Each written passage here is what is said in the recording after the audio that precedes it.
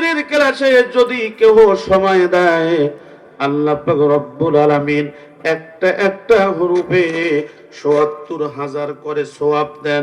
চিৎকার করে বলুন সুবহানাল্লাহ। আবার ওই তোফাজ্জলের তাফসীরে নয়, তোফাজ্জল শুরু করছে 2 ঘন্টা ওয়াজ, একটা আয়াতও নাই, হাদিসও নাই, অর্থও নাই, আন্দাজি ওয়াজ করে। এই ওয়াজে আবার সওয়াব হবে না। এগুলো কাল্পনিক কিছু বক্তা আছে, এদের থেকে জাতি আল্লাহ আমাদের হেফাজত করুন, বলে আমিন। সম্মানিত ভাইয়েরা আমার, তাফসীর যারা শুনবেন, বাড়ির থেকে আপনি বের হয়ে আসছেন, আপনি যদি মনে করেন আমি তাফসীরের ক্লাসের ছাত্র, আপনারা দেখবেন আমাদের প্যান্ডেলে যদি এখানে 200 লোক আছে, মহিলা প্যান্ডেলে যেয়ে দেখেন 2000 মা বোন আছে।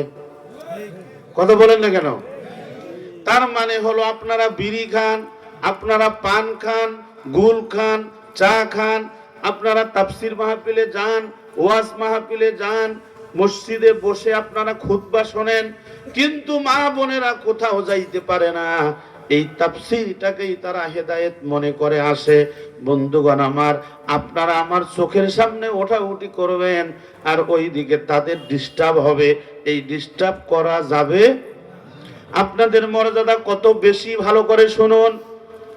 আপনি যদি নিজেকে তাফসীরের স্টুডেন্ট মনে করেন, ছাত্র মনে করেন, আপনি যখন বাড়ির থেকে বের হয়ে এসেছেন, প্রত্যেকটা কদমে কদমে আল্লাহ পাক রব্বুল আলামিন একটা করে গুনাহ মাফ করে দিয়েছে, একটা করে সওয়াব লিখে দিয়েছে।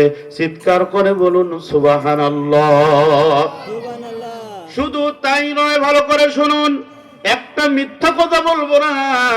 তাফসীরে জালালাইনের মধ্যে এসেছে, যারা কোরআনের ক্লাসে তাফসীরের স্টুডেন্ট হয়, এরা যখন রাস্তা দিয়ে হেঁটে যায়, রাস্তার পিপিলিকা, সমুদ্রের মাছ এবং সাপ, বিশ্ব পোকামাকড় গুলো পর্যন্ত ওই ছাত্রর জন্য দোয়া করতে থাকে।